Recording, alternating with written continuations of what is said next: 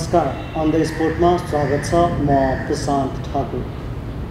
Corona सङ्क्रमणको जोखिम सुरक्षा निकायमा बढ्दै गएपछि अहिले झन चुनौती थपिँदै गएको छ।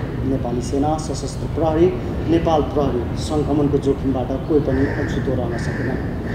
कोभिड-19 व्यवस्थापन तथा नियन्त्रणमा अग्रणी भूमिका खेलिरहेको नेपाली सेनामा पनि जोखिम बढ्दै जाँदाखेरि चुनौती थप बढ्दै गएको छ।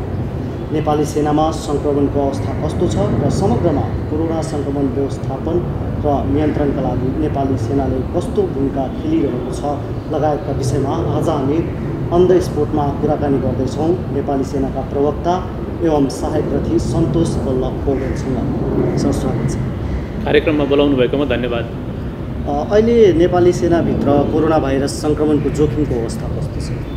अहिले सङ्क्रमणको तथ्याङ्क मैले तपाईँलाई भन्नुपर्दाखेरि जेठ 3 गते नेपाली सेनामा पहिलोपटक जब सङ्क्रमण देखा पर्यो त्यसबाट आएर आज भाद्रको 28 गतेसम्म हाम्रो सङ्क्रमणको कुल सङ्ख्या भनेको 1383 पुगेको छ, जसमध्येमा निको भएर ड्युटीमा फर्किसक्नेहरूको सङ्ख्या 294 रहेको छ भने एक्टिभ केसेसहरू अर्थात् उपचाररतहरूको सङ्ख्या चाहिँ 1089 पुगेको छ।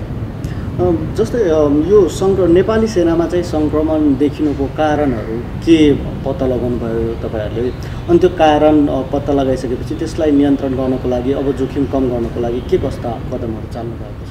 मूलभूत रूपमा हाम्रोमा सङ्क्रमण सुरुको स्टेजमा हामीले हेर्दाखेरि जब हामी सब व्यवस्थापनमा संलग्न भयौँ त्यो बेलामा 3 जना सैनिकहरूमा चाहिँ सङ्क्रमण हामीले फेला पार्यौँ। अनि त्यसपछि हामीले सब व्यवस्थापन सम्बन्धी निर्देशिका र सब व्यवस्थापनमा पालना गर्नुपर्ने सुरक्षाको मापदण्ड, लगाउनुपर्ने पर्सनल प्रोटेक्टिभ इक्विपमेन्टहरूको बारेमा रिभ्यू गरेर सोही अनुसारको काम गरेपछि त्यसबाट भएको सङ्क्रमण चाहिँ पछिल्लो अवस्थामा देखिएको थिएन।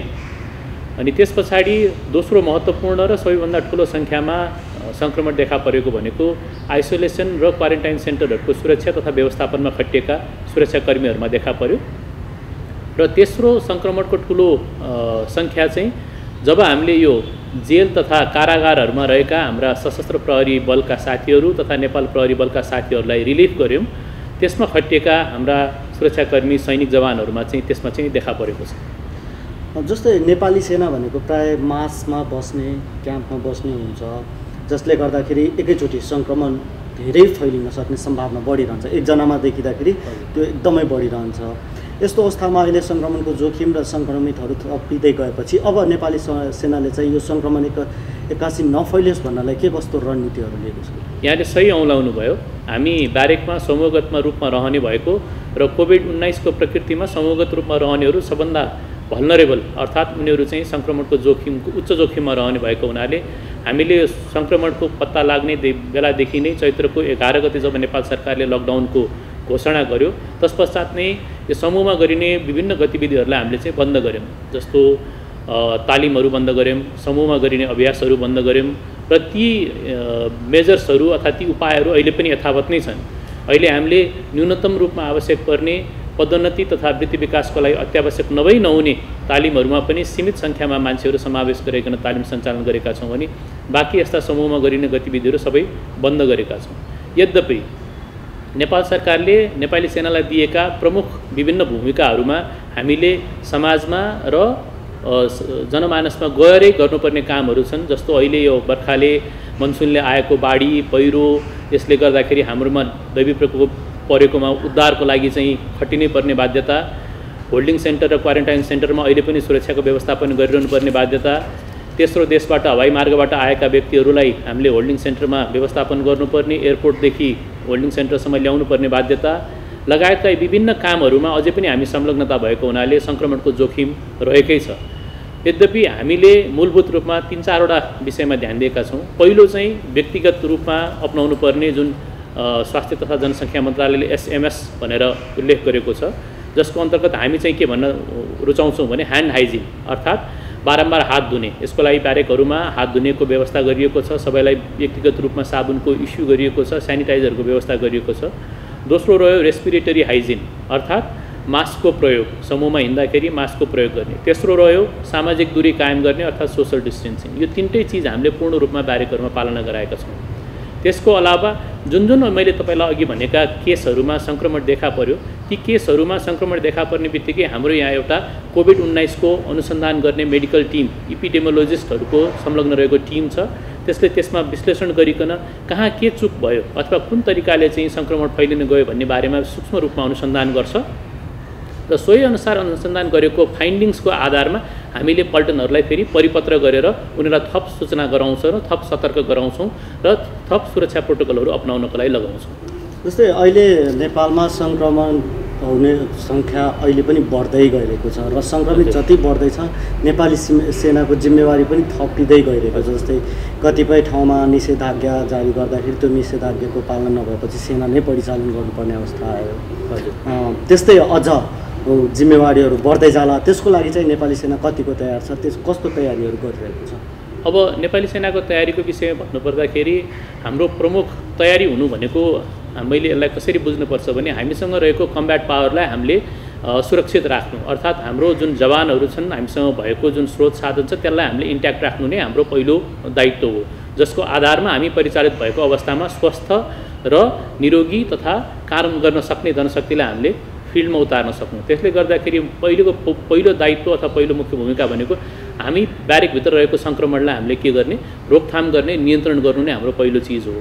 सोही अनुसारको हामीले अहिले विभिन्न रिलिफमा काम गराउने, बाह्य सम्पर्कहरूमा थप सुरक्षाको उपायहरू अपनाउन लगाउने, ब्यारेकभित्रै क्वारेन्टाइनको व्यवस्था गर्ने, बाहिर जाने मान्छेहरूलाई र भित्र काम गर्ने मान्छेहरूलाई सेग्रिगेट गरेर राख्ने र विभिन्न ब्यारेकहरूमा आफै आइसोलेसनको व्यवस्था गर्ने, जसले गर्दाखेरि नेपाली सेनाका सङ्क्रमित व्यक्तिहरूलाई हामीले यो सिभिल हस्पिटलहरूमा र अन्य निजी अस्पतालहरूमा पठाउन नपरोस्, त्यो आइसोलेसनमा पठाउन नपरोस् र हाम्रो जनशक्ति हाम्रै भित्र रहेर उनीहरूले स्वास्थ्य लाभ गर्न सकुन् भनेर आइसोलेसनको व्यवस्था गरिरहेका छौँ। यसरी नै हामीले मुख्य रूपमा हाम्रो कम्ब्याट पावर अर्थात् हाम्रो जनशक्तिहरूको चाहिँ सुरक्षा गरिरहेका छौँ। भनेदेखि हामीसँग भएका अन्य साधनहरू जस्तो ल्याब टेस्टिङको क्षमता हामीले बढाएका छौँ। अहिले श्री वीरेन्द्र सैनिक अस्पतालमा यो PCR परीक्षण गर्ने ल्याबको स्थापना भएको छ साउनको 7 गतेदेखि, जहाँ हामी यो NPHL अर्थात् नेसनल पब्लिक हेल्थ ल्याबोरेटरीबाट अनुरोध भइआएका अथवा नेपाली सेनाको लागि आवश्यक परेका विभिन्न परीक्षणहरू पनि त्यहीँबाट सञ्चालन गर्छौँ। यसै गरिकन ट्र्याकिङ र ट्रेसिङको पनि हाम्रो एउटा छुट्टै युनिट खडा गरेका छौँ हामीले। हाम्रो यो मेडिकल विज्ञान प्रतिष्ठान छ यो सानो भर्याङमा, अनि त्यहाँ उहाँहरूले चाहिँ विभिन्न ठाउँमा ट्र्याकिङ ट्रेसिङ गरेर इमिडिएटली हाम्रो मान्छेहरूलाई आइसोलेट गर्ने र क्वारेन्टाइन गर्ने काम गरिरहेका छौँ। जस्तै भक्तपुरमा पनि तपाईँहरूले आइसोलेसन निर्माण गर्नुभएको छ। हजुर, त्यो आइसोलेसनको क्षमता कति हो र त्यो आइसोलेसनमा नेपाली सेनाको मात्रै उपचार हुन्छ वा अन्य सर्वसाधारणले पनि त्यसकोमा उपचार लाभ लिन पाउँछन्? त्यसको उद्देश्य के हो त्यो आइसोलेसन स्थापनाको? यो भक्तपुरको आइसोलेसनको विषयमा यहाँले कुरा उठाउनु भयो। हामीले भक्तपुरमा सूर्यविनायकमा 75 बेडको आइसोलेसन, त्यसै गरिकन वीरेन्द्र सैनिक स्कुल सल्लाघारीमा 150 जनाको आइसोलेसन, त्यसै गरिकन हाम्रो इन्टेलिजेन्स स्कुल लप्टन डाँडामा अर्को 150 जनाको आइसोलेसन हामीले तयार गर्न सुरु गरेका छौँ। मैले तपाईँलाई भनेको पहिलो 2टा सञ्चालनमा आइसकेका छन्, तेस्रो यो लप्टन डाँडावाला आइसोलेसन निकै छिटै सञ्चालनमा आउँदैछ। त्यसको अलावा उपत्यकाभित्र रहेका विभिन्न ब्यारेकहरूमा 15 जना 20 जनाको लागि पहिला क्वारेन्टाइनको रूपमा तयार पारिएका क्वारेन्टाइन सेन्टरहरूलाई हामीले आइसोलेसनमा कन्भर्ट गरेका छौँ। यसको मुख्य उद्देश्य बाहिरको मान्छेहरूलाई उपचार गराउनु भन्दा पनि नेपाली सेनाका सङ्क्रमितहरूलाई नेपाली सेनाकै फेसिलिटीभित्र हामीले उपचार गराउन सक्यौँ भनेदेखि हामीले बाहिर हुने दबाब, जुन बाहिरी भएका मेडिकल इन्स्टिट्युसनहरूमा पर्ने दबाबलाई चाहिँ न्यूनीकरण गर्न सक्छौँ र हाम्रो व्यक्तिहरूलाई हामी नै आफैले चाहिँ गऱ्यौँ भनेदेखि स्वास्थ्यकर्मीहरूमा पर्ने दबाब, स्वास्थ्य संस्थामा पर्ने दबाबलाई चाहिँ न्यूनीकरण गर्न सक्छौँ र हामी आफ्नो व्यवस्थापन गर्न सक्छौँ भन्ने नै मुख्य उद्देश्य हो। यसै गरिकन यो काठमाडौँ उपत्यकाको बारेमा मैले यहाँलाई बताएँ। यसै गरिकन यस्तै किसिमको सेन्ट्रल आइसोलेसन सेन्टरहरू विभिन्न पृथ्वीहरूमा पनि तयार भएका छन्। सबै पृथ्वीले आफ्नो आफ्नो पाएक पर्ने स्थानहरूमा विभिन्न क्षमताका आइसोलेसनहरू बनाएका छन्, जहाँ सैनिकहरूलाई मात्रै हामी उपचार गर्दछौँ।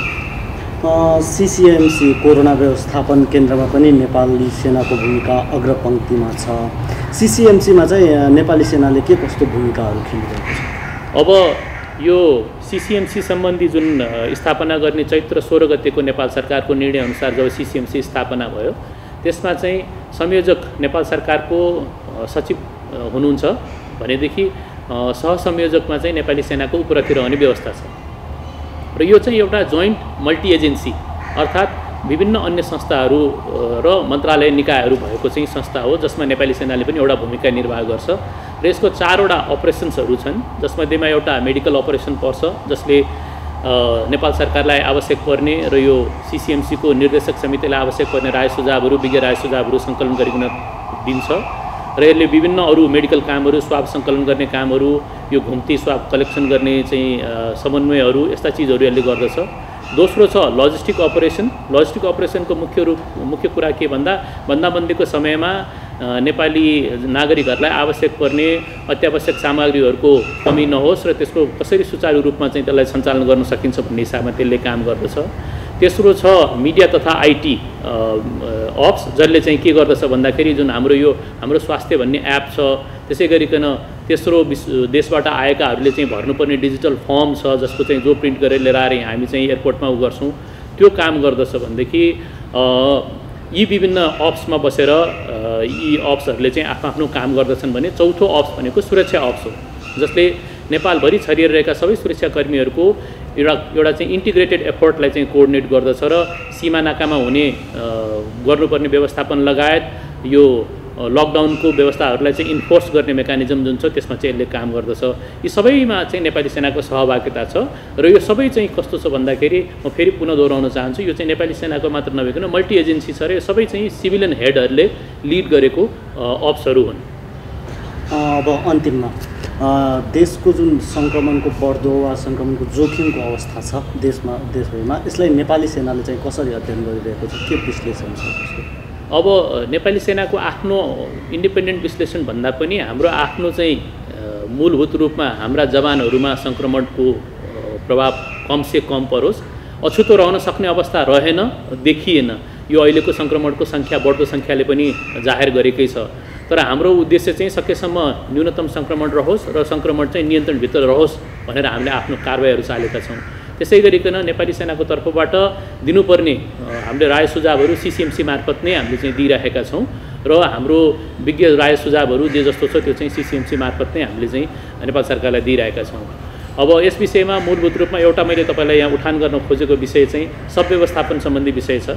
सब व्यवस्थापन सम्बन्धी विषयमा हालसालै आएर विभिन्न छापामा मिडियामा के देखिन्छ भन्दाखेरि आफन्तजनहरूले चाहे अनुसारको आफ्नो धार्मिक जुन एउटा प्रचलन छ सो अनुसारको चाहिँ सब व्यवस्थापन गर्न पाइएन अथवा चाहिँ आफ्नो मान्छेहरूको चाहिँ अन्तिम दर्शन गर्न पाइएन भन्ने यस्ता किसिमका जुन चिजहरू छन् यसमा चाहिँ नेपाली सेनाको भूमिकाको बारेमा छोटो प्रकाश पार्न चाहन्छु। मूलभूत रूपमा सब व्यवस्थापनको प्रक्रिया चाहिँ सब व्यवस्थापन निर्देशिकाले चाहिँ निर्दिष्ट गरेको छ। सो अनुसार नेपाली सेनाको भूमिका भनेको जुन स्थानमा कोही व्यक्तिको कोरोना सङ्क्रमणको कारणमा मृत्यु भएको खण्डमा उहाँको शवलाई स्वास्थ्य कर्मीहरूले हामीलाई ह्यान्डओभर गरिसकेपछि त्यसलाई चाहिँ सुरक्षित ढङ्गले हाम्रो सुरक्षाकर्मीहरूले ट्रान्सपोर्ट गरिकन लगेर परिवारहरूको इच्छा र लोकल सीसीएमसी अथवा डिस्ट्रिक्ट सीसीएमसीले तोकिदिएको स्थानमा तोकिदिएको विधि र संस्कार अनुसारको हामीले त्यसलाई सहजीकरण गरिदिने हाम्रो मूलभूत दायित्व हो। यस सिलसिलामा मूलभूत रूपमा अस्पतालमा नै जब बडीलाई र्याप गर्नुभन्दा पहिले नै आफ्नो नातेदारहरूलाई आफ्नो आफन्तहरूलाई हेर्न दिने भन्ने चाहिँ सब व्यवस्थापन निर्देशिकाले उल्लेख गरेको छ। सोही अनुसार चाहिँ हाम्रो व्यक्तिहरूलाई जसले हेर्न चाहनुहुन्छ आफ्नो आफन्त मृतकजनहरूलाई हेर्न चाहनुहुन्छ उहाँहरूलाई त्यो अपर्च्युनिटी हामीले त्यो अवसर प्रदान गर्ने गरेका छौँ र सोही अनुसार जसले जसरी चाहिँ आफ्नो सब व्यवस्थापन गर्न चाहनुहुन्छ धार्मिक संस्कार अनुसारको हामीले त्यसको सहजीकरण गरेका छौँ। उदाहरणको लागि तपाईँलाई मैले भन्नुपर्दाखेरि नेपाली सेनाले हालसम्म अब यो कोरोना सङ्क्रमणमा मृत्यु भएकाहरूको सङ्ख्या 336 त्यसमध्येमा हामीले 334 जनाको सब व्यवस्थापन गरिसकेका छौँ जसमध्येमा 128 जना काठमाडौँ र धुलीखेलमा रहेकाहरूको चाहिँ हामीले यो इलेक्ट्रिक क्रेमेटोरियममा पशुपति विकास समिति कोषसँग चाहिँ समन्वय गरिकन गरेका छौँ भने परिवारहरूको अनुरोधमा 21 जनाको चाहिँ हामीले चिता नै बनाएर हिन्दू धर्म अनुसारको उहाँहरूले चाहेको अनुसारको संस्कृति अनुसारको चाहिँ सब व्यवस्थापन गरेका छौँ भन्दाखेरि उहाँहरूकै सहमतिमा 195 जनाको चाहिँ हामीले सबलाई जमिनमा गाड्ने काम गरेका छौँ। यसले गर्दाखेरि एउटा मैले मेसेज चाहिँ के दिन चाहेको छु भन्दाखेरि नेपाली सेनाले सब व्यवस्थापन निर्देशिकामा उल्लेख भएका विषयहरूको अक्षरशः पालना गर्दै परिवारजनहरूको र आफन्तको भावनाको सम्मान गर्दै उहाँहरूले चाहेको र उहाँको धार्मिक परम्परा र संस्कृतिले माग गरे अनुसारको चाहिँ सब व्यवस्थापन गर्नको लागि हामीले सहजीकरण गर्दै आएका छौँ। हस्त समयको लागि धेरै धेरै आफ्नो कार्यक्रममा बोलाएर केही कुरा राख्ने मौका दिनुभयो, यसको लागि तपाईँलाई पनि धेरै धेरै धन्यवाद। दिन आजको अन द स्पोटमा हामी कुराकानी गर्दैथ्यौँ नेपाली सेनाभित्र कोरोना सङ्क्रमणको बढ्दो जोखिम र नेपाली सेनाले कोरोना सङ्क्रमणको जोखिम व्यवस्थापन तथा रोकथाममा के कस्तो भूमिका खेलिरहेको छ भन्ने विषयमा। सुरक्षा निकायमा सङ्क्रमणको जोखिम बढ्दै जाँदाखेरि यसले अवस्थालाई थप चुनौतीपूर्ण बनाएको छ। कोरोनासँग अहिले स्वास्थ्यकर्मी र सुरक्षाकर्मीहरू फ्रन्टलाइनमा खटिएर लडिरहेका छन्, तर यसलाई रोकथाम र नियन्त्रणको लागि नागरिकले पनि आफ्नो भूमिका निर्वाह गर्न जरुरी छ। हस्त आजलाई अन द स्पोट यति नै। क्यामेरामा गोपाल पङ्गेनीसँगै म प्रशान्त ठाकुरलाई पनि बिदा दिनुहोस्। नमस्कार।